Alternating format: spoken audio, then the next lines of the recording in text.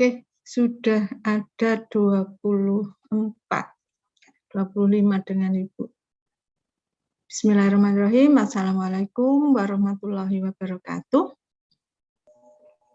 Selamat siang untuk mahasiswa semuanya. Siang apa sore ya? Siang menjelang sore ya. Ini waktu antara dari siang ke sore. Oke, ya. Ini sebetulnya jam-jamnya enak tidur ya. Ya, tapi enggak apa-apa, demi ilmu kita tahankan tidurnya dulu ya. Oke. Baiklah. Gimana kabarnya semuanya, Nak? Sehat-sehat kan? Alhamdulillah sehat, Bu. Oh, syukurlah. Ya, sehat. Alhamdulillah ya. Tolong selalu jaga kesehatan ya. Makannya dijaga ya. Oke. Ya, tadi pagi Anggi tanya ke Ibu mengenai kuis ya. Ya, memang kalau tidak salah jadwalnya hari ini. Cuman karena Ibu lupa untuk memberitahu ya. Untuk mengingatkan begitu ya. Jadi kita undur saja kuisnya minggu depan saja ya. Karena Ibu kalau kuis mesti dikasih tahu dulu gitu ya. Ini lupa ngasih tahu. Jadi kita undur saja. Untuk kuis itu bahannya adalah yang bahan pertama yaitu struktur bakteri. Ya, satu bab saja kuisnya ya. Struktur bakteri. Kemudian setelah ini pertemuan ketiga, kemudian pertemuan keempat itu isolasi, seleksi, enumerasi bakteri kalau tidak salah ya. Dan karakterisasi rasanya. Nah, setelah itu baru evaluasi pertama atau mungkin sebut saja sebagai ujian 1 dari Ibu gitu ya. Setelah itu ganti Bu Elisa, kemudian 5 kali ganti Bu Mariska ya. Jadi ada 15 kali tatap muka, ada 3 dosen sehingga masing-masing kebagian 5 kali tatap muka. Oke ya. Ya, untuk materi itu akan Ibu upload di e-learning semua gitu ya. Cuman kalau Ibu lupa tolong diingatkan saja ya. Kalau belum diupload itu betul-betul belum diupload, Ibu lupa gitu, bukan tidak diupload, bukan. Ya. Oke, kemarin kita sudah belajar mengenai pertumbuhan, kemudian faktor-faktor yang berpengaruh terhadap bakteri. Nah, sekarang kita mau belajar tentang metabolisme. Sebetulnya mau metabolisme dulu, mau pertumbuhan dulu, sebetulnya tidak masalah ya.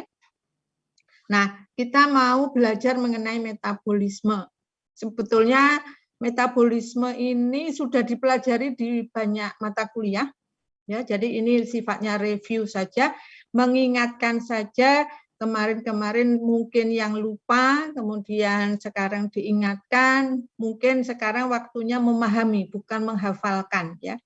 Jadi sambil mereview, difahami, jangan dihafalkan. Ya, biar tidak cepat lupa. Kalau dihafalkan itu akan cepat lupa. Ya. Sebetulnya metabolisme bakteri khususnya itu ya sama, kita belajar metabolisme mikroba di mikrobiologi.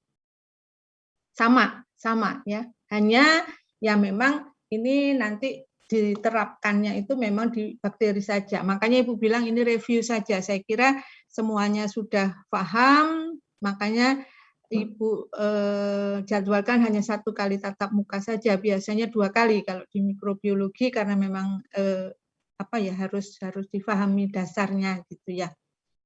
Oke, sebelum mulai gitu ya. Nah, kalau misalnya ditanya apa sih metabolisme itu gitu. Terutama metabolisme bakteri ya, sama sebetulnya. Semua organisme tingkat tinggi, manusia, hewan, tumbuhan itu melakukan metabolisme. Nah, kalau misalnya ditanya apa sih metabolisme itu gitu. Coba siapa yang mau mencoba menjawab, salah tidak masalah, nanti dibetulkan.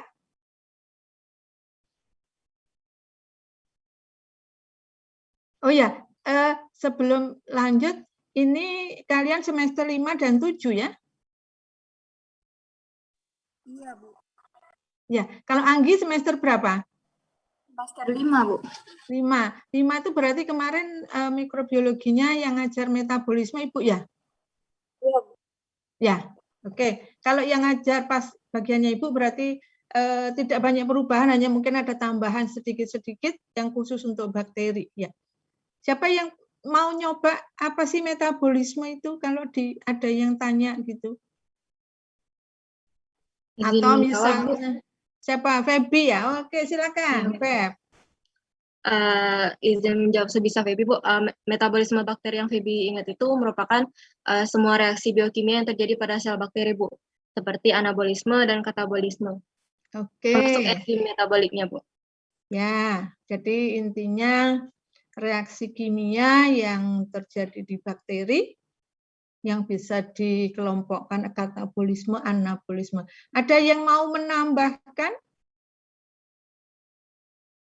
Menambahkan keterangan tambahan boleh? Atau, oh Bu, enggak seperti itu Bu, kalau menurut saya, silahkan. Ibu, izin sedikit menambahkan, Bu. Ya, Devania, silahkan. Reaksi biokimia untuk mempertahankan hidupnya pada makhluk hidup tersebut, Bu. Oke, untuk mempertahankan hidupnya ya. Ada yang nambahin lagi? Menambahkan, Bu. Anggi, ya silakan. Metabolisme itu secara umumnya itu proses kimia, reaksi kimia yang ada di tubuh kita untuk memperoleh energi, Bu. Jadi kimia yang kalau bakteri juga kan butuh energi, jadi dia melakukan metabolisme seperti itu, proses reaksi kimia, anabolisme, katabolisme. Oke. Ada lagi mungkin yang mau nambah?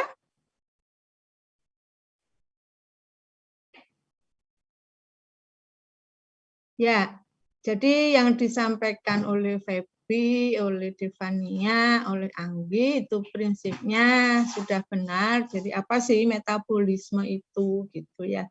Kemudian kalau pertanyaannya, kalau bakteri itu kan sederhana selnya, ya.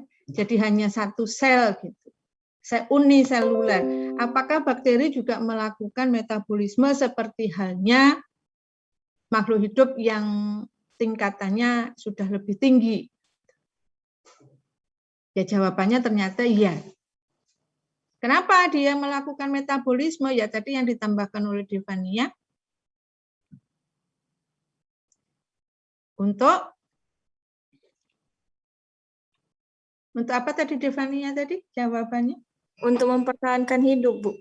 Ya, artinya dia kan harus bertahan hidup, harus tumbuh, kemudian menghasilkan keturunan, melestarikan keturunannya, dan seterusnya ya kalau belajar biologi umum.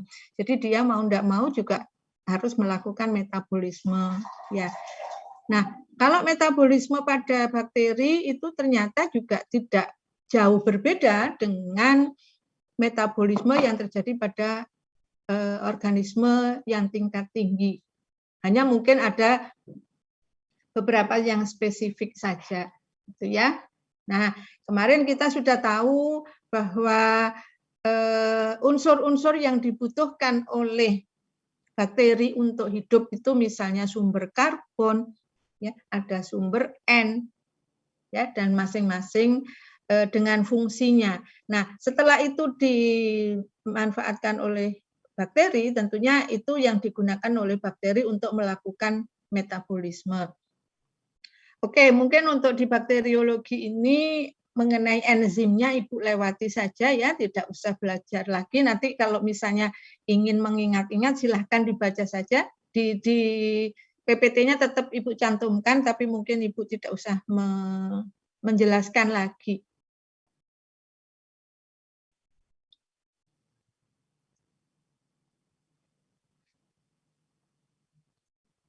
Oke, kita mau belajar metabolisme bakteri.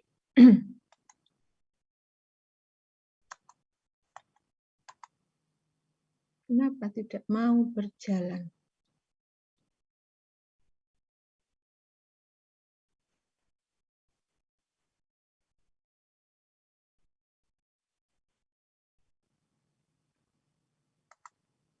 Oke.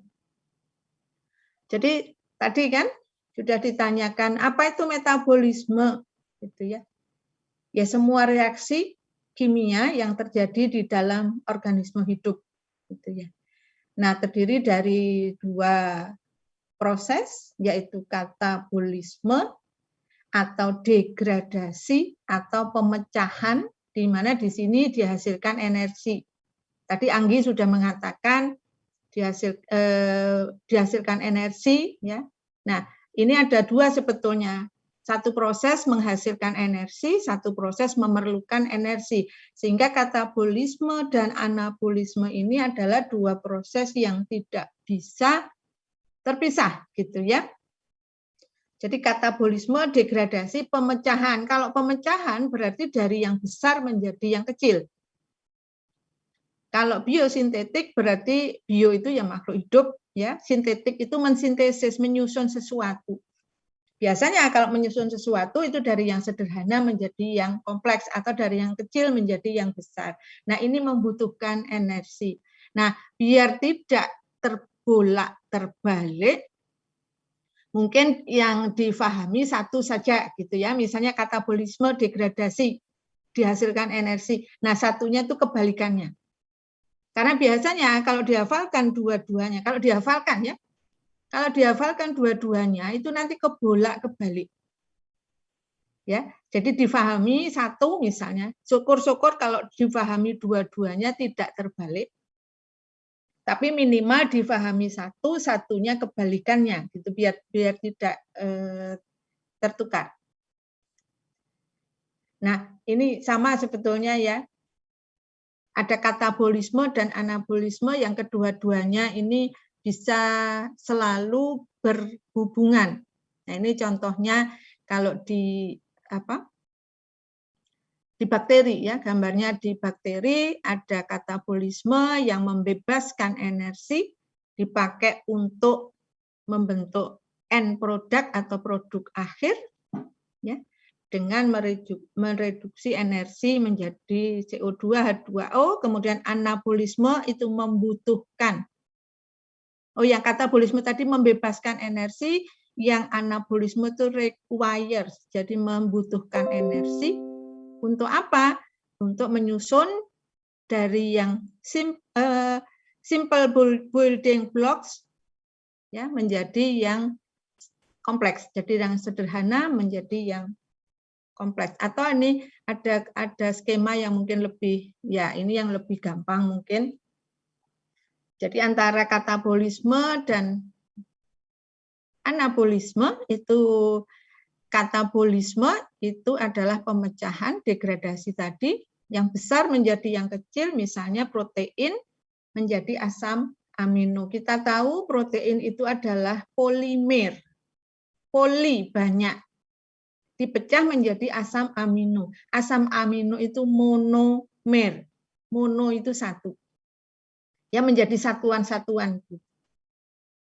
Nah, sebaliknya anabolisme itu dari asam amino dipakai untuk menyusun protein, dari glukosa dipakai untuk menyusun karbohidrat, dari asam lemak dan gliserol misalnya dipakai untuk menyusun, oh tadi salah ya Ibu ya, glukosa untuk karbohidrat, kemudian asam lemak dan gliserol untuk menyusun lipid. Jadi katabolisme itu dari yang molekul besar menjadi molekul kecil, anabolisme dari yang kecil menjadi molekul yang besar. Nah, ini sama juga kalau digambarkan yang terjadi di bakteri gitu ya. Ini bakterinya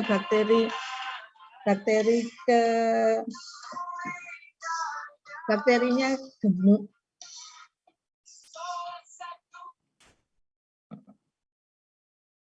Maaf ya nak, sebentar ada. Assalamualaikum. Iya Mbak lagi ngajar ini.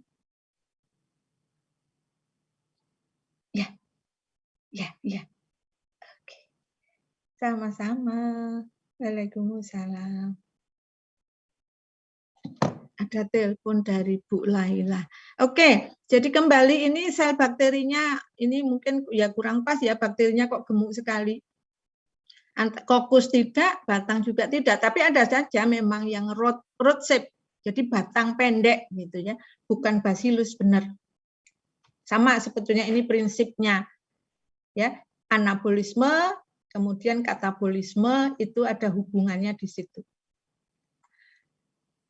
Nah, ini yang Ibu katakan enzim. Ya, kita nggak usah lagi membicarakan enzim di biokimia, sudah ya, di biologi umum sudah, kemudian di mikrobiologi sudah. Hanya mungkin Ibu ingin mengingatkan saja apa itu enzim, apa fungsinya, ya, kemudian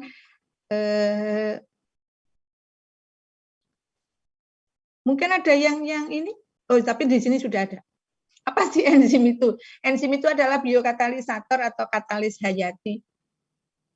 Ya, jadi fungsinya mempercepat reaksi, tapi kemudian dia tidak ikut bereaksi, gitu ya. Ya, yang ingat lagi bahwa semua enzim adalah protein, tapi tidak semua protein adalah enzim.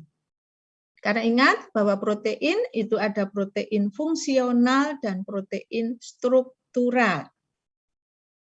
Ya, fungsional itu ya enzim ini, tapi yang struktural itu yang menyusun komponen-komponen sel. Ya, itu protein. Oke, ini Ibu tidak menjelaskan lagi. Ini karakteristik enzimnya. Ya, ini salah satu karakteristik enzimnya itu bahwa energi aktivasi reaksi yang dikatalisis oleh enzim itu lebih rendah dibanding yang tidak dikatalisasi oleh enzim. Ini cara kerja enzim, nanti silakan dibaca saja penamaan enzim berdasarkan reaksinya, ya, sekaligus sambil mereview biar tidak cepat lupa. Kemudian pengelompokan enzim, saya ingatkan lagi bahwa enzim itu ada intraseluler dan ekstraseluler. Jangan salah menyebut. Ya, kalau salah menyebut itu misalnya begini, intraseluler itu biasanya kalau intraseluler betul. Ya, yang biasanya ekstraseluler yang salah. Ekstraseluler kalau dijawab dia dihasilkan di luar sel, bukan ya. Dihasilkannya di dalam sel semua. Yang berada di luar sel itu aktivitasnya. Ya, jadi aktivitasnya satu berada di dalam sel, satunya di luar sel. Jadi makanya dikatakan sebagai ekstraseluler.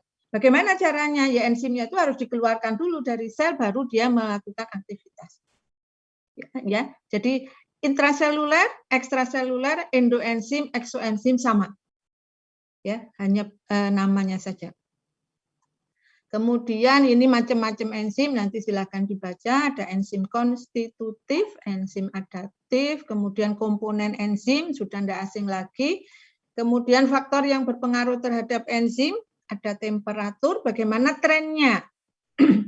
Pengaruh temperatur terhadap aktivitas enzim, pokoknya diingat saja bahwa enzim itu protein. Protein itu tidak tahan terhadap suhu tinggi. Jadi kalau suhu tinggi dia pasti akan rusak. Tapi sebelum mencapai suhu tinggi itu dia akan aktivitasnya naik dulu. Setelah sampai suhu maksimum, kemudian aktivitasnya kalau suhunya dinaikkan dia akan turun. Untuk pH trennya mirip dengan suhu bahwa dia naik dulu dengan bertambahnya pH, baru kemudian dia turun. Kemudian konsentrasi substrat kemarin sudah kita singgung sedikit. Kalau konsentrasi substrat dinaikkan terus, maka aktivitas enzimnya itu awalnya memang naik, tapi sampai suatu titik tertentu dia akan tetap. Kemudian faktor yang selanjutnya adalah inhibitor. Ingat, ada inhibitor yang bersifat kompetitif dan non-kompetitif. Dikembalikan ke katanya saja, kompetitif berarti kompetisi, bersaing. Apa yang bersaing? Kenapa dia bersaing? Nah, nanti dibaca lagi. Kenapa dia bersaing? Gitu ya. Kemudian lanjutnya yang non-kompetitif, kemudian ada penghambatan umpan balik, kemudian penghambatan represor, penghambatan allosterik.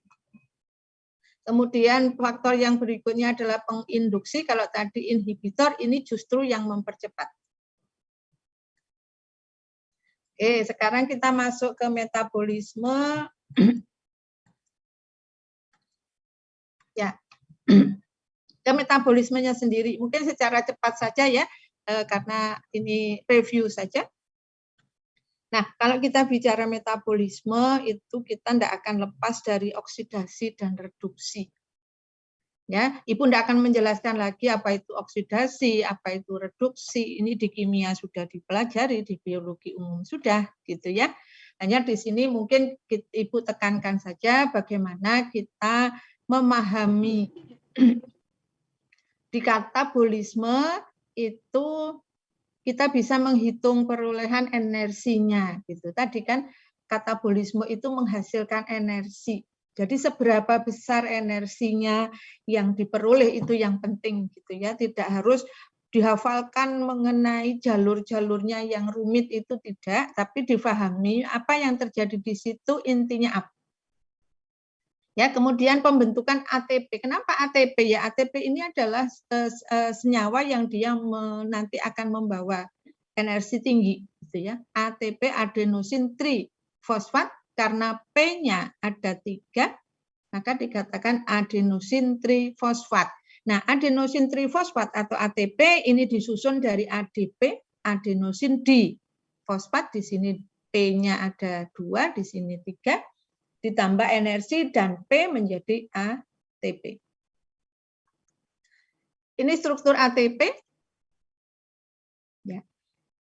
Jadi yang ini adalah adenosin monofosfat AMP. Yang kedua ini adalah adenosin difosfat, sedangkan yang ATP adalah yang sampai ke sini. Ya, jadi ini adenosin trifosfat. Nah, di depan tadi kita sudah tahu bahwa ATP itu dibentuk dari ADP plus energi plus P. Jadi ada penambahan P ke ADP tadi. Nah, penambahan P itu yang disebut dengan fosforilasi. Ya, penambahan P itu fosforilasi. Nah, organisme itu bisa menggunakan 3 mekanisme fosforilasi. Ya, yang pertama tingkat substrat, yang kedua oksidatif, yang ketiga adalah fotosintetik, tergantung dari jenis bakterinya, tergantung dari jenis mikroorganismenya. Kemudian yang pertama fosforilasi tingkat substrat, di mana kalau ini terjadi ATP dihasilkan jika P yang kaya energi langsung ditransfer dari senyawa yang disfosforilasi atau substratnya ke ADP. Nah, di sini contohnya ada di sini C3, ini artinya senyawa ini mengandung unsur karbonnya itu 3. Ya. Nah, di sini C3 dengan P, kemudian P-nya ini akan ditransfer ke substrat. Di sini bukan ditransfer dari substrat ke ADP, kebalik. Ya, ini substratnya. P-nya ini akan ditransfer ke ADP sehingga menjadi CCC dan ATP. Oke, kemudian fosforilasi oksidatif ini sesuai dengan namanya. Ya, elektron akan ditransfer dari senyawa organik ke karier elektron yang biasanya NAD melalui seri karier elektron yang berbeda ke molekul oksigen atau molekul anorganik lain. Nah, di sini ada perbedaan. Kalau pada prokariot termasuk bakteri ini terjadinya di membran plasma. Ini tidak akan salah. Asal difahami kemarin bahwa bakteri tidak memiliki membran inti. Jadi tidak akan salah membran inti karena bakteri tidak punya membran inti. Sedangkan pada eukariot itu terjadinya di membran dalam dari mitokondria. Ya, ini juga tidak akan kebalik. Karena kalau sudah paham, bakteri tidak punya mitokondria. Ya, bakteri punya ribosom, tapi tidak punya mitokondria. Kemudian yang ketiga fosforilasi fotosintetik atau kalau mau ringkas bisa disebut dengan fotofosforilasi. Di sini awalnya dengan mengkonversi energi cahaya menjadi energi kimia dalam bentuk ATP dan NADPH yang sebaliknya digunakan untuk mensintesis molekul organik. Jadi kalau dari namanya fotofosforilasi di sini mesti melibatkan proses fotosintesis. Nah, sekarang kita masuk ke jalur metabolisme produksi energi atau katabolisme. Kemarin kita tahu bahwa apa yang dibutuhkan oleh bakteri itu ada karbohidrat, ya, sumber C, sumber karbon, bisa berupa protein, bisa berupa lipid. Nah, di sini bakteri walaupun uniseluler sangat sederhana, tapi dia sama dengan kebanyakan makhluk hidup yang lainnya. Kalau ada yang mudah, dia akan menggunakan yang mudah dulu. Ya, baru kemudian yang menggunakan yang susah untuk dicerna, untuk digunakan gitu ya. Kayak kemarin ketika kita membicarakan ada pertumbuhan di auksi, ya, bakteri E. coli yang ditumbuhkan pada medium dengan sumber C berupa glukosa dan laktosa, maka bakteri akan menggunakan glukosa dulu. Setelah glukosanya habis, baru dia berejo, kata wong Palembang itu akan menggunakan laktosa, gitu ya. Nah ini sama, kalau ada karbohidrat, ada protein, ada lemak, dia akan menggunakan atau memanfaatkan karbohidrat dulu. Oleh karena itu, kalau misalnya nanti ada yang mau penelitian, bakteri diminta untuk mendegradasi apa, gitu ya. Jadi tolong ini diperhatikan. Jadi jangan diberi karbohidratnya banyak-banyak, nanti dia nggak mau, apalagi dikasih glukosa gitu ya, dia nggak mau nanti akan misalnya bakteri yang mau disuruh untuk mendegradasi limbah misalnya. Ya kalau dikasih glukosa banyak-banyak dia akan memanfaatkan glukosa. Oke, kemudian, nah karbohidrat ini sebagai sumber utama energi seluler. Jadi metabolisme itu terjadinya di dalam sel. Ya, jadi ini merupakan sumber energi seluler, sumber utama energi seluler ini karbohidrat. Kemudian glukosa adalah karbohidrat yang umum sebagai sumber energi bagi sel. Nah ini yang kemarin kenapa kalau mau menumbuhkan mikroba atau bakteri itu biasanya kita ngasihnya glukosa gitu ya, yang gampang untuk dimanfaatkan. Nah, untuk memproduksi energi dari glukosa, mikroorganisme itu bisa menggunakan dua proses, yaitu respirasi seluler dan fermentasi. Ya, respirasi itu kalau gampangnya itu apa ya, pernafasan gitu ya. Kalau dulu waktu SD, SMP gitu ya. Kemudian fermentasi. Nah, fermentasi ini mungkin lebih banyak kalau pemanfaatannya ya bagi manusia itu adalah produknya, produk dari fermentasi yang dibutuhkan oleh manusia. Nah, ini perbandingan antara respirasi dan fermentasi. Jadi tadi kan ini untuk memproduksi energi dari glukosa itu bisa menggunakan respirasi seluler atau fermentasi. Nah, apa bedanya? Perbandingannya apa? Ya. Nah, di sini jelas bahwa untuk respirasi yang sebelah kiri ini jalur yang dilewatinya lumayan banyak, mulai dari glikolisis, kemudian siklus Krebs, rantai transport elektron, ya. Sedangkan fermentasi itu hanya glikolisis, kemudian di sini masuk ke jalur fermentasi. Jadi kalau secara gampang, kalau disuruh membedakan, apa sih bedanya antara respirasi dan fermentasi? Jadi yang jelas bahwa kalau fermentasi itu tidak menggunakan siklus Krebs dan rantai transport elektron. Kemudian di sini dilihat perolehan ATP-nya. Perolehan ATP-nya tidak sebanyak respirasi. Ya, fermentasi di sini perolehan ATP-nya hanya satu tempat di sini saja. Tapi kalau respirasi, tentunya dari glikolisisnya dapat, ATP nanti dari siklus Krebsnya dapat, kemudian dari konversi yang masuk ke rantai transport elektron dapat. Yaitu perbedaan yang prinsip antara respirasi dan fermentasi. Nah, kemudian respirasi kita karena tadi glukosa disebut sebagai energi utama, sumber energi utama sel, maka kita lihat glukosa. Karena apa? Karena glukosa ini paling gampang kalau mau diikuti jalurnya. Nah, ini masih ingat, saya yakin semua masih ingat ada 3 tahap, ada glikolisis, siklus Krebs, rantai transport elektron. Masih ingat ya? Ya, sekarang lebih difahami. Ya, mudah-mudahan enggak lupa. Glikolisis dari namanya, gliko dari glukosa. Lisis pemecahan, pecah gitu ya. Jadi glikolisis itu sebetulnya adalah oksidasi glukosa untuk menjadi asam pirufat.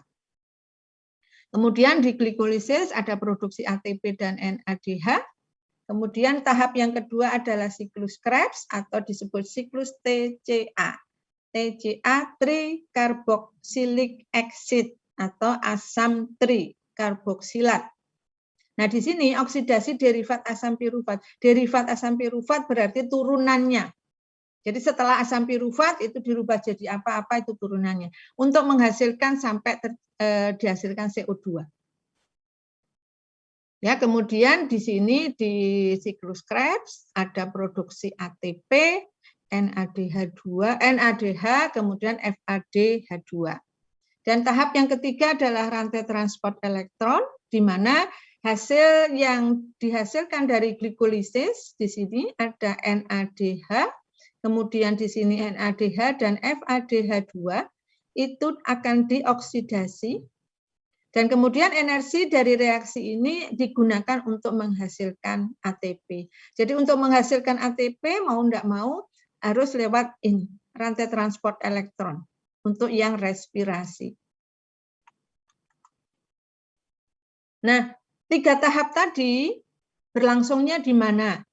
Ya, ternyata berlangsungnya itu berbeda-beda untuk mikroorganisme. Yang jelas di sini kalau glikolisis ini terjadinya semua di sitoplasma untuk semua sel, baik prokariotik maupun eukariotik. Sedangkan siklus Krebs itu untuk bakteri terjadinya di sitoplasma, sedangkan rantai transport elektron itu pada bakteri terjadinya di membran sel. Sedangkan untuk eukariot terjadinya di mitokondria. Ini gampang memahaminya. Ya, karena bakteri tidak punya mitokondria, jadi tidak mungkin berlangsungnya di mitokondria. Ya, untuk memahaminya itu. Jadi difahami bahwa bakteri itu tidak punya mitokondria, jadi tidak mungkin ini terjadinya di mitokondria. Jadi tidak usah dihafalkan. Oke, kemudian, nah ini mungkin Ibu cepat saja. Kemarin juga sudah belajar glikolisis atau disebut dengan jalur Embden-Meyerhof. Ya. Nah, ini ada 2 tahap. Ada yang masih ingat enggak? Kalau dari glikolisis itu ATP-nya ada berapa ya? Yang dihasilkan NADH-nya berapa? Ada yang masih ingat? Atau sudah lupa? Izin mencoba menjawab ya, Bu. Ya, silakan Rijal. Dia tuh ada pertama kali di awal proses itu ada penggunaan 2 ATP, Bu.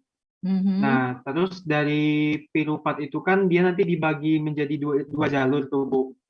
Nah, nanti masing-masing total yang didapatkan kembali itu ada 4 ATP.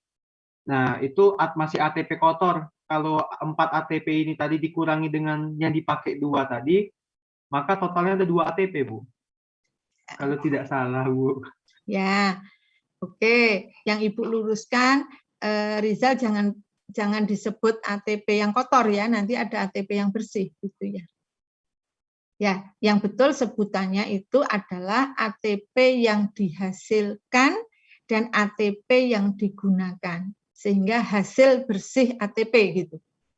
Jadi bukan yang kotor gitu ya, hasil bersih gitu. Oke. Nah, coba yang disebutkan Rizal tadi kita lihat, ini nanti silakan dibaca saja ya. Nah, ini yang dikatakan Rizal tadi. Betul, hasil bersihnya itu ada 2 ATP gitu ya. Hanya sebutannya tadi yang mungkin ATP yang kotor tadi, yang mungkin kurang pas, yang lainnya sudah benar. Ya, ini tidak untuk dihafalkan, hanya difahami saja ya.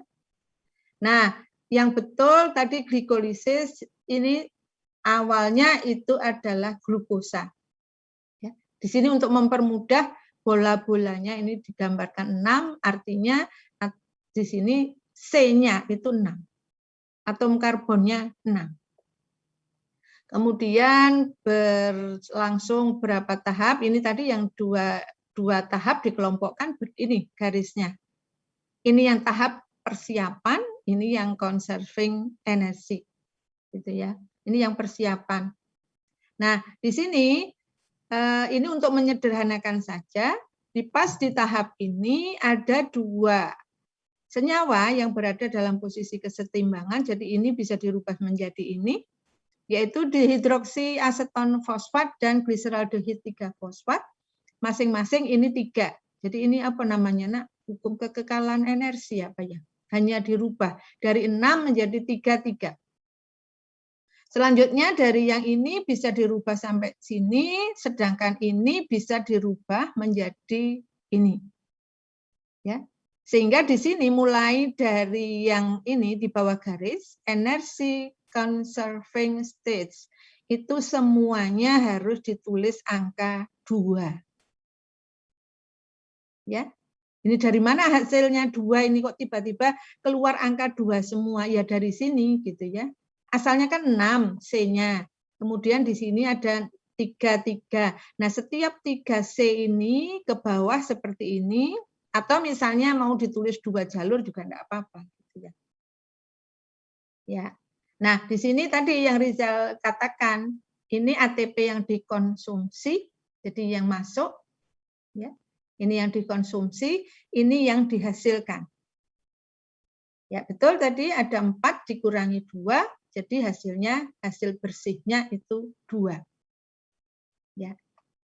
Kalau tadi disebut kotor tadi mungkin apa ya? Kalau yang apa hitungan apa? Bruto, tara, neto itu ya mungkin betul ya. Tapi kalau ini dikonsumsi dan dihasilkan. Nah, ini mungkin yang dari proses yang lumayan rumit ini, mungkin yang Ibu ringkaskan yang di sini, yang di kotak. Substratnya apa? Glukosa, jelas dari namanya glikolisis gitu ya. Hasil akhirnya apa? Hasil akhirnya adalah 2 asam piruvat. Jadi dari masing-masing 1 glukosa itu hasilnya 2 asam piruvat. Jadi kalau ada 1000 molekul glukosa ya tinggal ngalihkan saja gitu ya. Kemudian ATP yang digunakan 2 ya, ini dan ini. Kemudian ATP yang dihasilkan 4, ini 2, ini 2. Kemudian hasil bersihnya berarti 2, 4 dikurangi 2. Oh, mungkin ini dibalik ya biar gampang ininya. Dihasilkan 2 dihasilkan 4 digunakan 2, tapi ini Ibu mengurutkannya itu berdasarkan prosesnya. Kan ini digunakan gitu ya. Kemudian hasil bersihnya 2, kemudian NADH-nya dihasilkan 2. Kita lihat di sini yang warna ungu. Ya, kenapa kita hanya memperhatikan ATP dan NADH saja? Karena kita sedang masuk ke proses katabolisme, mau menghitung energinya kan, mau melihat perolehan energinya. Ya. Jadi dari glikolisis kita tahu hasilnya adalah 2 molekul asam piruvat. Oke. Nah, apakah semua bakteri menggunakan glikolisis? Ternyata enggak. Ya, jadi ada beberapa jalur yang bisa dipakai oleh bakteri untuk mendegradasi glukosa atau dengan sebutan lain alternatif dari glikolisis. Yang pertama adalah jalur pentosa fosfat. Ya, dari namanya kita tahu bahwa di sini ada intermedier pentosa. Nah, bakteri yang menggunakan jalur pentosa fosfat ini contohnya adalah Bacillus subtilis, Escherichia coli, Leuconostoc mesenteroides, dan Enterococcus faecalis. Ini jalur pentosa fosfatnya, coba dilihat. Oh, ini agak keluar ya, Ibu beri bulatan, tapi bulatannya bergeser. Ini Ibu hanya ingin menunjukkan di sini pentosanya. Ya, 5 karbon, 5 atom karbon, 1, 2, 3 di sini ada 5 atom karbon. Kemudian jalur yang kedua, jalur alternatif yang kedua adalah jalur Eppner-Doudoroff, itu yang biasa dipakai oleh Rhizobium. Ingat Rhizobium itu bakteri apa?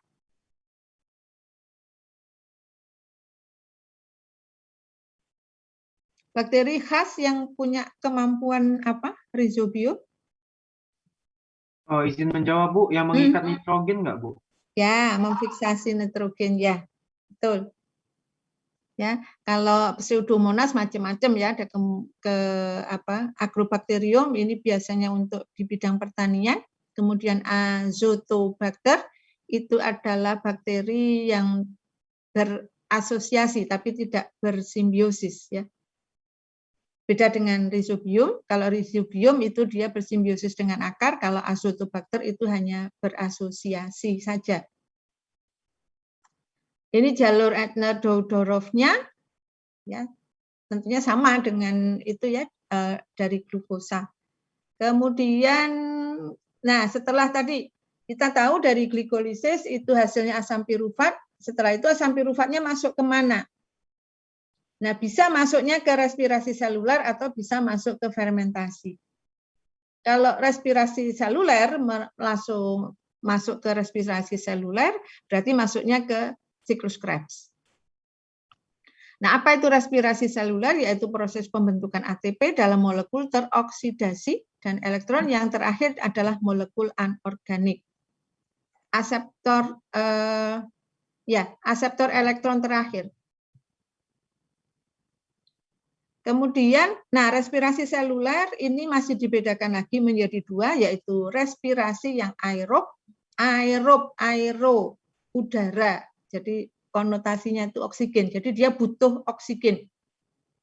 Berarti yang bertindak sebagai aseptor elektronnya adalah oksigen, sedangkan anaerob dia tidak butuh oksigen, maka yang bertindak sebagai aseptor elektronnya itu adalah molekul anorganik selain oksigen. Bahkan bisa juga kadang-kadang berupa molekul organik.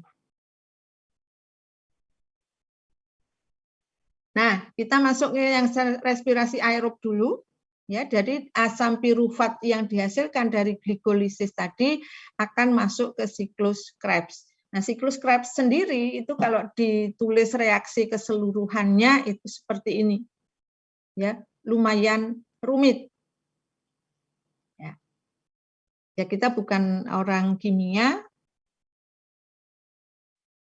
mungkin lihat reaksi kimia yang seperti ini mungkin agak pusing gitu ya. Tapi apa yang perlu difahami dari siklus Krebs yang lumayan banyak itu apa gitu ya, seperti glikolisis tadi, apa yang harus difahami dari situ. Oh ya, tadi disebut di sini bahwa siklus Krebs ini juga merupakan jalur amfibolik. Jadi berfungsi di katabolisme maupun anabolisme, ini penjelasannya. Jalur amfibolik pada metabolisme glukosa contohnya. Oke, kita lihat ke siklus Krebs atau siklus asam trikarboksilat. Jadi kita tadi sudah sepakat, sudah paham. Dari siklus glikolisis hasilnya adalah asam pirufat. Ya. Asam pirufatnya kemudian masuk ke siklus Krebs. Ya, namanya siklus gitu ya. Jadi tidak ada ujung pangkalnya dari sini kemudian masuk ke sini. Maaf. Yang perlu difahami di sini kenapa sih? Yang perlu difahami di sini diperhatikan gitu ya. Di sini adalah produksi NADH, di sini. Kemudian ATP, ya, di mana tempat-tempat terjadinya ATP. Kemudian yang kedua, kita ingat tadi bahwa dari glikolisis kan asam piruvatnya ada 2. Berarti kalau menghitung perolehan energi dari setiap molekul glukosa, itu berarti siklus Krebsnya ini harus berputar 2 kali. Karena asam piruvatnya ada 2. Satu siklus yang bulat ini kan untuk satu asam piruvat, gitu ya. Nah kan asam piruvatnya untuk setiap molekul glukosa tadi kan ada 2. Sehingga nanti ngitung energinya, ngitung NADH-nya, ngitung ATP-nya harus dikalikan dengan 2. Itu ya, itu yang Ibu mengingatkan. Saya kira masih ingat, ya. Tapi kita review biar tidak lupa gitu ya, memahami lagi. Ya, dari siklus Krebs kita bisa lihat di sini ada jalur pintu gerbang sebelum masuk siklusnya sendiri. Di sini diperoleh NADH. Berarti nanti dikalikan dengan 2. Kemudian siklus Krebsnya sendiri, NADH-nya ini ada 1, 2. Kemudian di sini dihasilkan FADH2. Di sini dihasilkan NADH. Dan di sini di perubahan antara suksinil koenzim A menjadi asam suksinat itu dihasilkan ATP 1. Berarti nanti setiap molekul glukosa itu harus dikalikan dengan 2. Ya, itu yang dipahami. Jadi tidak harus dihafalkan, apalagi harus membuat skema seperti ini. Kalau dulu waktu Ibu kuliah gitu ya, jadi glikolisis kalau belum seperti sekarang gitu ya, jadi mau cari gambarnya ini gampang sekali di internet. Dulu itu Ibu harus gambar sendiri karena hanya buku hard copy gitu ya, bukunya pinjam di perpustakaan gitu ya. Itu tahun 82, 83 lah, Ibu kuliah itu mulai 81. Jadi gambar sendiri dulu Ibu. Jadi Ibu gambar dulu untuk memahami ini. Dari glikolisis Ibu gambar, kemudian Ibu lanjutkan gambarnya ke siklus Krebs, Ibu sambung lagi ke rantai transport elektron. Ya karena jalur metabolisme ini dipelajari di fisiologi tumbuhan, di fisiologi hewan, di mikrobiologi, bakteriologi. Jadi prinsipnya sama gitu ya. Oke, kemudian nah setelah ini tadi kita tahu ya berapanya. Oke, kita hitung saja. Pintu gerbangnya ini NADH-nya hanya 1, berarti dikalikan 2 menjadi 2. Yang di siklus Krebsnya sendiri NADH-nya ada 1, 2, dan 3, berarti dikalikan 2 sama dengan 6. FADH2-nya ada 1, dikalikan 2 berarti 2. ATP-nya ada 1, berarti dikalikan 2 menjadi 2. Nah, setelah itu NADH, dan FADH2 yang dihasilkan dari siklus Krebs maupun dari glikolisis tadi akan masuk ke sini. Ke rantai transport elektron. Apa itu rantai transport elektron? Itu adalah serangkaian reaksi oksidasi reduksi untuk pembentukan ATP. Nah, fungsinya adalah menerima elektron dari senyawa-senyawa tereduksi dan memindahkannya ke oksigen dengan akibat terbentuknya air. Nah, ini akibat terbentuknya air kita lihat di sini. Ini membacanya dari atas ke bawah. Terbentuknya air berarti di sini betul. Di sini ada H2O di sebelah pojok kanan bawah. Itu dihasilkan air. Betul berarti. Nah, di sini dari rangkaian ini yang perlu kita cermati sebetulnya hanyalah ini saja.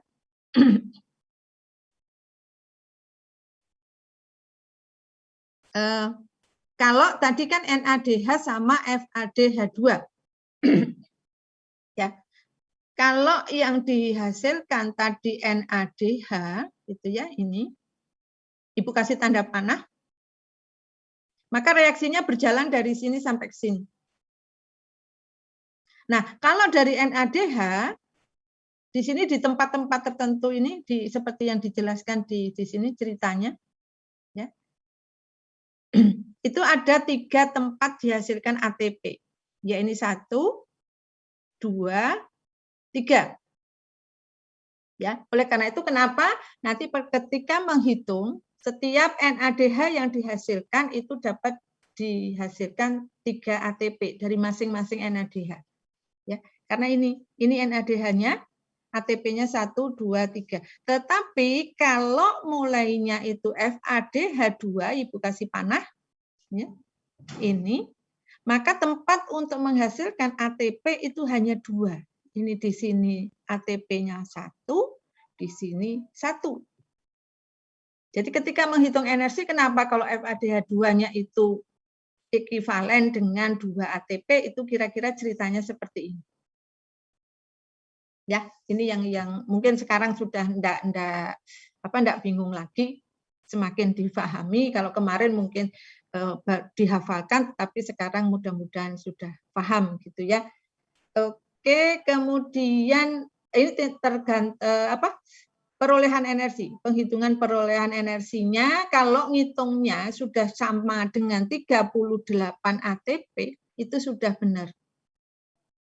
Ya, pada prokaryotik, hasil ATP dari satu molekul glukosa selama respirasi aerobik prokaryotik, itu hasilnya 38 ATP. Coba tadi dirunut dari atas ya, dari glikolisis tadi. NADH-nya 2 ya. ATP-nya 2, berarti kalau NADH masuk rantai transport elektron tadi dihasilkan 3, berarti 3 kali 2 6 ditambah 2 berarti 8. Ini 8. Kemudian pintu gerbang tadi ada 2 NADH 6. Kemudian dari siklus Krebs-nya ada ini. 24, berarti total 38. Atau kalau mau ceritanya seperti apa, ini juga bisa. Dan hasil akhir respirasi aerob pada prokaryotik itu adalah seperti ini. Ini glukosa, C6H12O6 ditambah 6O2 ditambah 38 ADP ditambah 38 PI. PI itu fosfat anorganik. Kenapa enggak PA, Bu? I itu kan I itu istilah bahasa Inggrisnya, inorganik. Ya, kalau di bahasa Inggris kan bukan anorganik, inorganik. Ya, hasilnya 6CO2 plus 6H2O plus 38 ATP. Biasanya kita kan hanya nulis C6H12O6 plus 6O2 sama dengan 6CO2 plus 6H2O. Itu respirasi. Ya, karena kita sedang membicarakan katabolisme, proses untuk memperoleh energi, maka kita menuliskan perolehan ATP yang dihasilkan setiap molekul glukosa itu sebanyak 38 ATP. Oke, kemudian kalau mau dirunut lagi dari masing-masing jalur tadi, ini ya gambar pembantunya, tapi intinya tetap bahwa totalnya itu pada prokaryotik itu bakteri itu 38 ATP. Ini hasil akhirnya setiap molekul glukosa. Oke, itu yang respirasi aerob. Oh, mungkin Ibu harus agak cepat ya, karena sudah hampir setengah 4. Oke, nah tadi kan kalau yang aerob tadi, respirasi aerobik itu aseptor elektronnya adalah oksigen. Sedangkan yang anaerob itu aseptor elektron terakhirnya itu senyawa anorganik selain oksigen. Beberapa contoh, misalnya Pseudomonas bacillus itu dia menggunakan nitrat. Kemudian nitrat diapakan? Nitrat direduksi menjadi nitrit, kemudian nitrogen oksida dan gas nitrogen. Berarti satu bisa berupa nitrat, aseptor elektron terakhirnya. Kemudian ada yang menggunakan sulfat. Contohnya adalah desulfovibrio. Kemudian ada yang menggunakan karbonat. Ini biasanya untuk membentuk gas metan berarti adalah bakteri metanogenik. Ya, yang namanya itu di depan pakai metano. Ya, metanobakterium, metanosarsina, seterusnya. Nah, di sini yang perlu dibuat catatan bahwa jumlah ATP yang dihasilkan pada respirasi anaerob itu bervariasi menurut organisme dan jalurnya. Kalau yang respirasi aerob tadi, pokoknya kalau dari glukosa ya 38 ATP gitu ya. Kalau lewat glikolisis, siklus Krebs dan rantai transport elektron. Tetapi di yang respirasi anaerob ini tidak pernah sebesar hasil dalam respirasi aerob. Oleh karena itu, bakteri anaerob itu biasanya tumbuh lebih lambat dibandingkan organisme aerob. Ya, secara logikanya masuk akal ya. Ya energinya enggak sebesar aerob gitu ya. Energi itu nanti kan mau dipakai untuk mensintesis komponen-komponen sel. Energinya enggak banyak ya enggak bisa banyak untuk mensintesis komponen-komponen sel. Ya, komponen-komponen sel itu disusun kemudian bakterinya akan tumbuh gitu kan logikanya gitu. Oke, ini perbandingan antara respirasi anaerob, dan fermentasi. Ya. Yang pertama adalah membutuhkan oksigen dibutuhkan, ya, dibutuhkan oksigen, iya, tidak.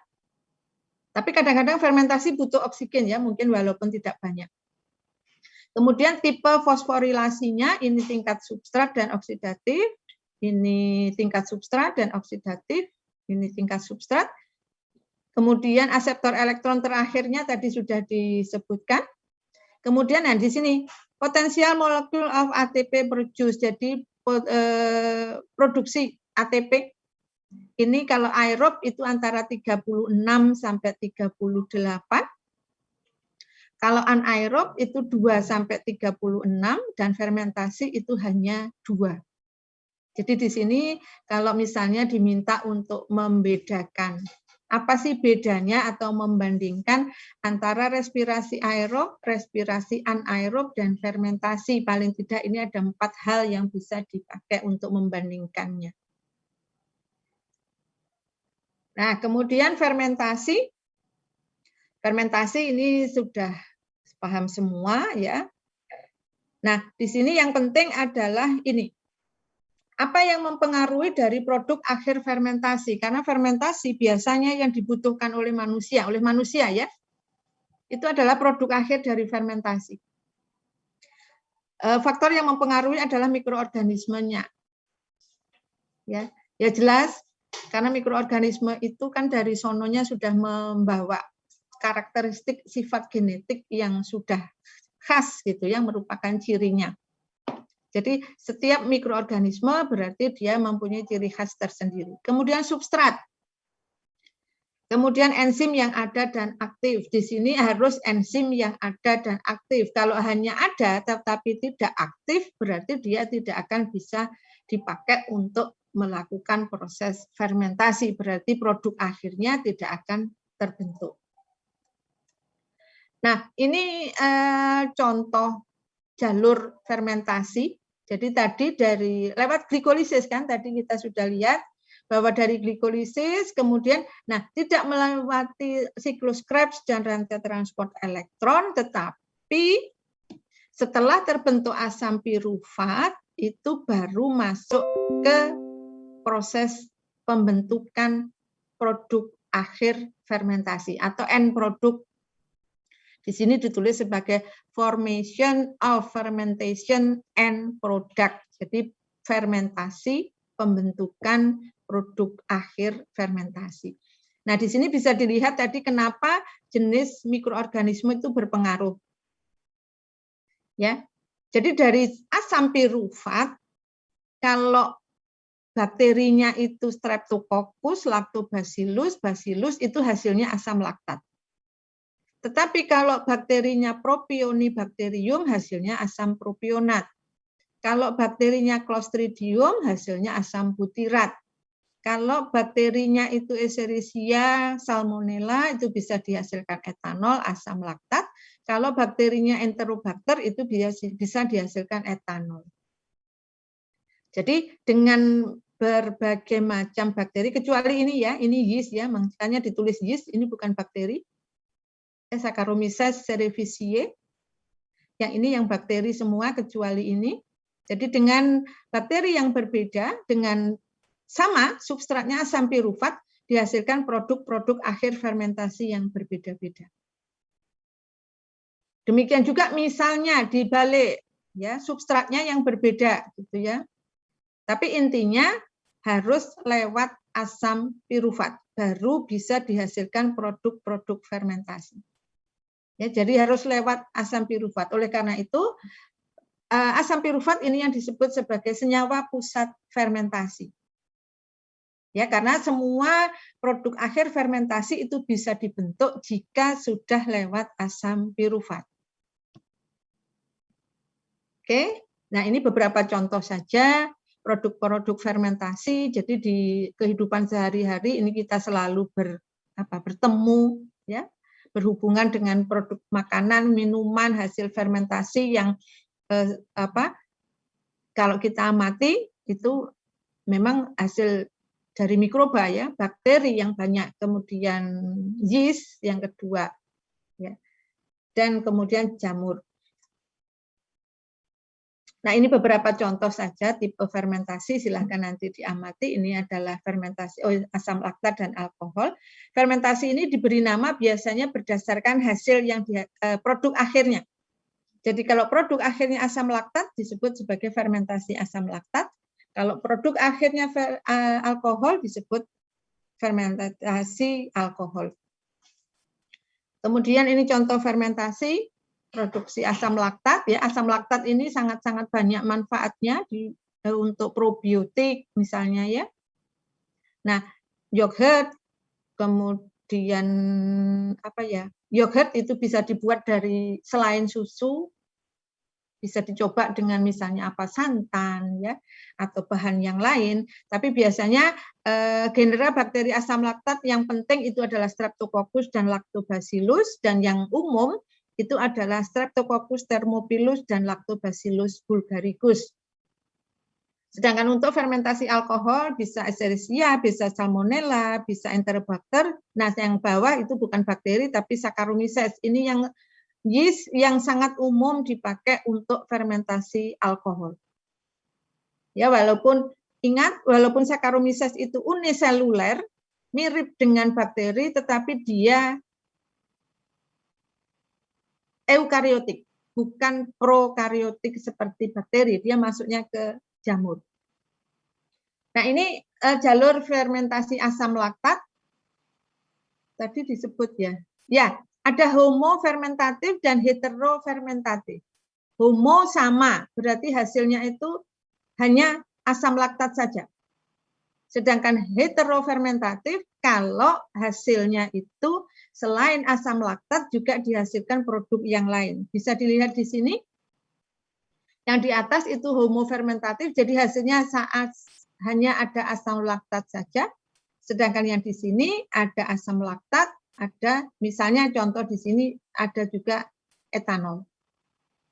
Atau mungkin asam laktat dengan asam apa gitu, ya. Tapi intinya yang heterofermentatif itu jika hasilnya bukan asam laktat saja, tapi bisa dihasilkan produk lain selain asam laktat. Ini contoh-contoh bakteri dan proses fermentasinya, bakterinya apa, gitu ya. Silahkan nanti dibaca sendiri. Ini juga penggunaan berbagai jenis fermentasi dalam industri. Tolong dipisahkan, ya, antar mana yang bakteri, mana yang bukan bakteri. Ya, di sini ada keterangannya sih sebetulnya. Yang bukan bakteri ditulis fungus, ya, yeast. Kalau yang lainnya adalah bakteri. Nah, kemudian tinggal sedikit lagi, katabolisme lipid. Lipid dan protein sebetulnya prinsipnya sama. Lipid dan protein itu adalah polimer. Jadi harus dipecah dulu menjadi produk yang lebih sederhana. Kalau lipid dipecah dengan enzim lipase menjadi asam lemak dan gliserol. Kemudian gliserol akan dirubah menjadi dihidroksiaseton fosfat. Kemudian dirubah menjadi gliseraldehyde 3 fosfat dan masuk ke glikolisis. Kalau kita lihat glikolisis ini, jalur ini, Jadi kalau ada yang gambar seperti ini bentuknya, ini adalah glikolisis, maka gliseraldehyde 3 fosfat ini bisa masuk ke sini untuk menghasilkan asam piruvat. Tetapi kalau dari asam lemak dirubah menjadi asetil-CoA itu masuknya ke jalur pintu gerbang sebelum ke siklus Krebs. Nah, kalau protein sama. Ya, jadi protein dipecah dengan enzim protease menjadi asam amino. Nah, tergantung dari jenis asam aminonya. Dia masuk ke mana? Apakah masuk glikolisis, apakah masuk pintu gerbang, atau masuk ke siklus Krebs. Tergantung dari asam aminonya apa. Jadi tidak bisa dibuat seperti yang glukosa tadi. Jadi 1 molekul glukosa menjadi 38 ATP, hasilnya kalau 1 asam amino berapa ATP itu tidak bisa disamakan dengan yang glukosa karena tergantung dari jenis asam aminonya, maka dia akan masuk ke mana.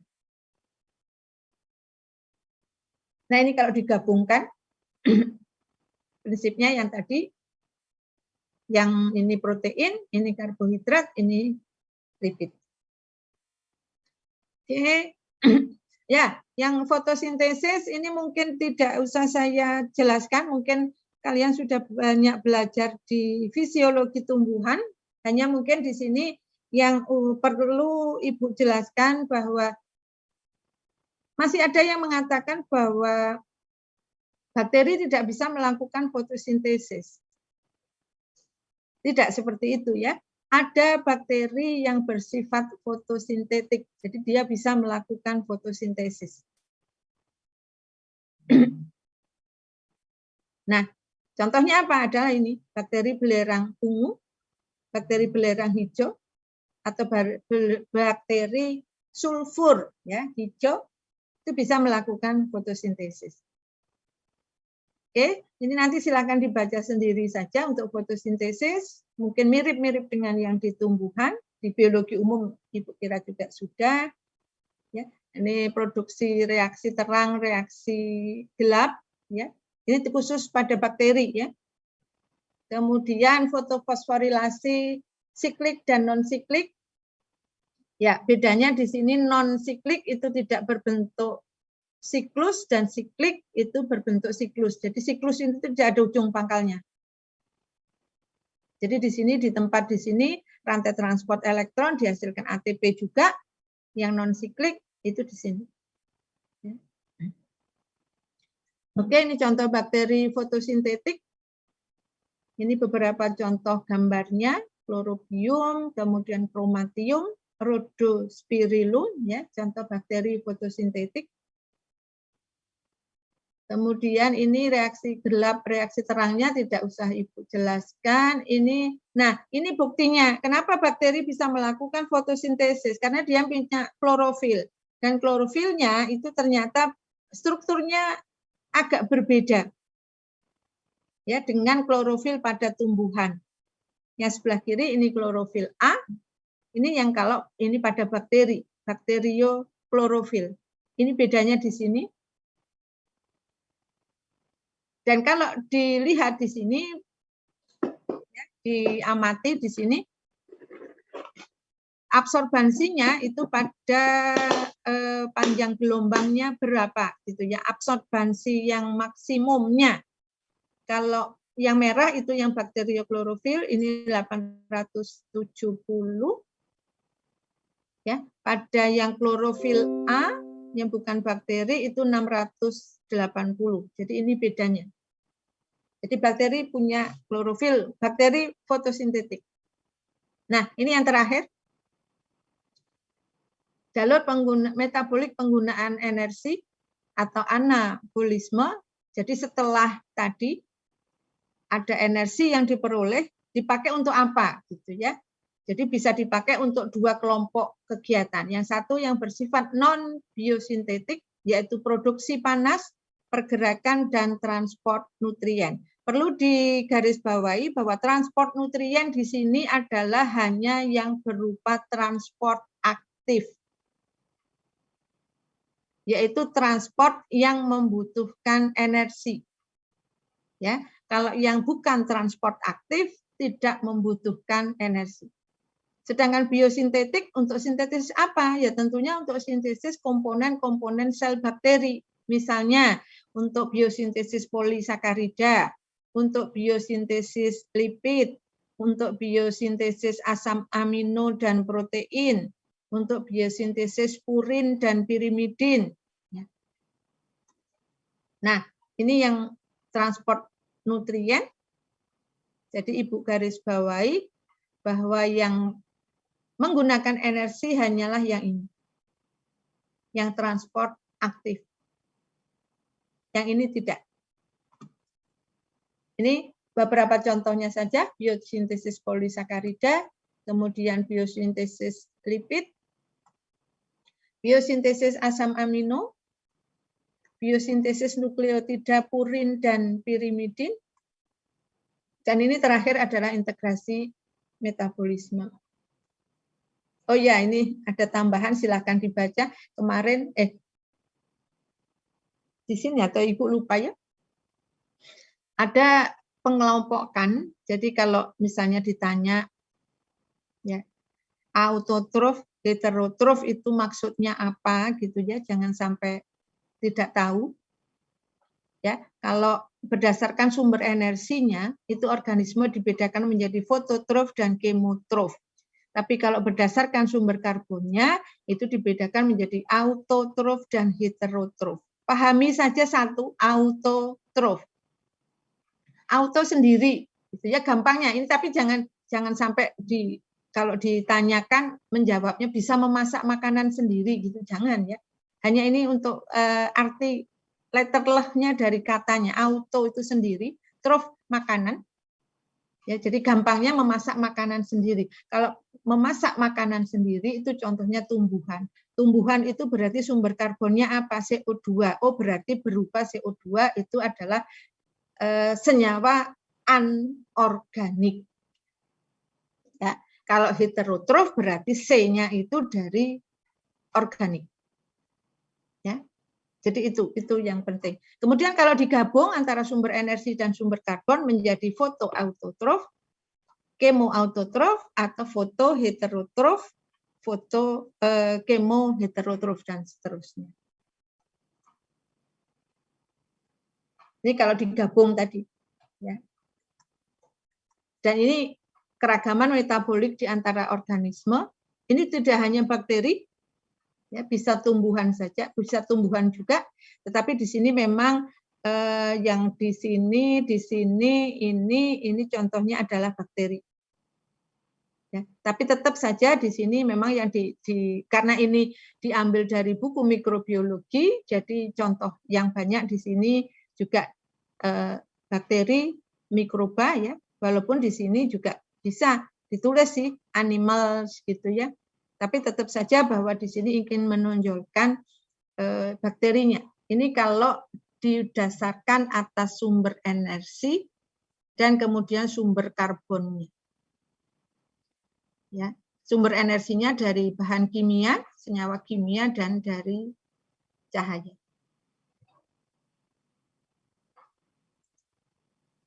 Oke. Mungkin itu yang Ibu sampaikan. Kalau ada yang ditanyakan, silahkan. Memang cepat ya, karena memang Ibu jadwalkan hanya 1 kali tatap muka, karena memang untuk mengatur jadwal 5 kali tatap muka. Kemudian ini Ibu menganggap sudah dipelajari di mata kuliah yang lain, sehingga kita hanya review untuk mengulang dan lebih memahami gitu ya. Yang khusus untuk bakteri. Jadi jangan lupa tadi intinya ya, ada glikolisis, siklus Krebs, rantai transport elektron, perolehan energinya berapa gitu ya. Ibu tidak minta untuk dihafalkan siklus Krebs-nya, tidak dihafalkan untuk rantai transport elektronnya gitu, dan itu tidak mungkin gitu. Oke, ada yang ditanyakan? Oh ya, sebelum siapa? Oh Laila, silakan. Ya. Ya Bu, izin bertanya. Jadi kan bakteri melakukan metabolisme ya Bu. Nah, itu tuh ada hubungannya nggak sih sama fungsi dari bakteri itu sendiri Bu? Misalnya kan ada bakteri yang menguntungkan atau merugikan ya Bu. Nah, misalnya nih seperti Bacillus plantarum ini kan menurut yang saya baca itu kan bakteri itu dapat menurunkan berat badan Ibu. Nah, itu tuh ada hubungannya nggak Bu sama metabolisme setiap bakteri?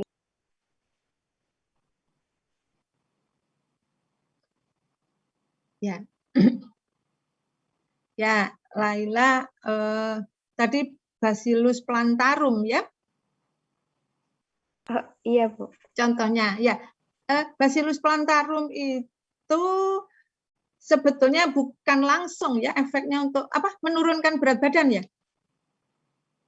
Iya Ibu.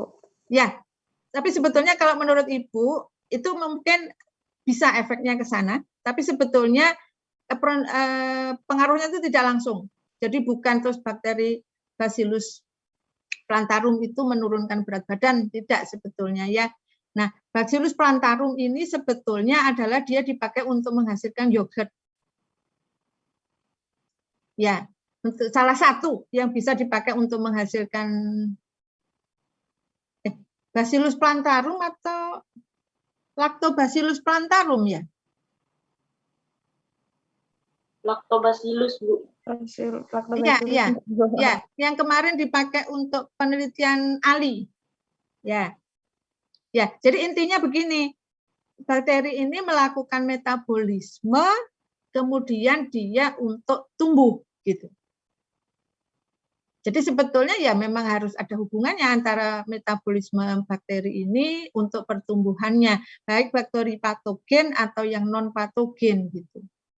Nah, kalau yang dipakai untuk mengurangi berat badan tadi sebetulnya mungkin sih bisa gitu ya, tapi prosesnya seperti apa mekanismenya, tapi sepertinya tidak bisa langsung gitu. Jadi mungkin bakteri ini bisa dipakai untuk menghasilkan apa gitu ya, menghasilkan sesuatu.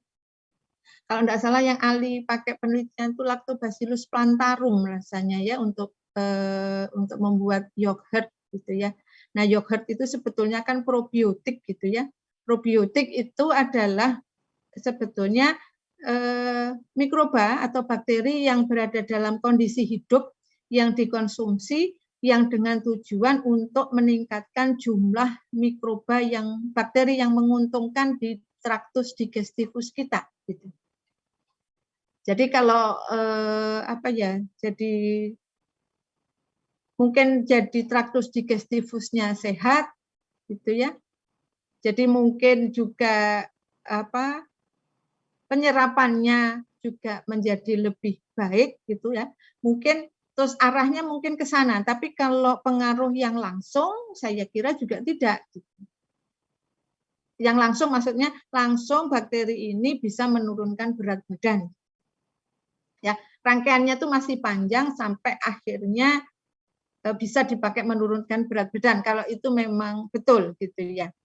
Ya, tapi intinya bakteri ini melakukan metabolisme ya tadi mau tidak mau karena untuk tumbuh gitu. Karena dia untuk menghasilkan sesuatu produk gitu ya, mungkin ya dipakai tadi misalnya untuk menurunkan berat badan tadi. Mau tidak mau dia harus tumbuh untuk bisa menghasilkan produk tadi. Nah, untuk tumbuh itu dia melakukan metabolisme. Itu prinsipnya Laila ya. Kalau kemudian dia jadi apa ya untuk menurun berat badan, kalau misalnya untuk apa lagi itu proses berikutnya. Gitu, terima kasih Bu penjelasannya. Ya, masih ingat ya, ini Laila yang teman kita yang dari Semarang. Semarang ya Laila ya? Ya. Iya Ibu. Ya. Sudah kenal belum sama kawan-kawannya? Baru sebagian Bu. Ya. Oke, nanti silahkan berkenalan dengan Laila dari Universitas Negeri Semarang. Ya. Oke, ada yang ditanyakan lagi? Ya, jangan lupa untuk minggu depan itu ada kuis. Nah, mungkin untuk Laila, karena mungkin Laila belum bisa masuk ke e-learning ya? Atau sudah, Nak? Belum bisa, Ibu. Oke. Ya, enggak apa-apa, nanti untuk Laila silakan japri ke Ibu, nanti mungkin untuk kuisnya mungkin nanti bisa lewat Google Form ya. Untuk yang lainnya karena kita di sini Laila jadi sepertinya diwajibkan gitu ya menggunakan LMS Learning Management System itu yang berupa e-learning Unsri. Gitu. Tapi katanya yang mahasiswa MPKM itu nantinya juga akan bisa masuk ke e-learning, bisa mengakses e-learning. Ya, tapi sebelum itu enggak apa-apa, pokoknya ikut kuliah saja dulu, nanti evaluasinya bisa dicarikan jalan yang lain. Oke, Nak, kalau tidak ada yang ditanyakan karena waktunya sudah hampir jam 4, kalau misalnya masih ada yang ditanyakan, tidak harus di forum ini, silahkan ditanyakan. Ya, boleh saja mau japri dengan Ibu boleh ya. Ini nanti setelah itu materi akan Ibu upload di e-learning. Ya, mungkin kalau untuk Laila sementara mungkin nanti kita japri saja, Nak. Ya, karena dari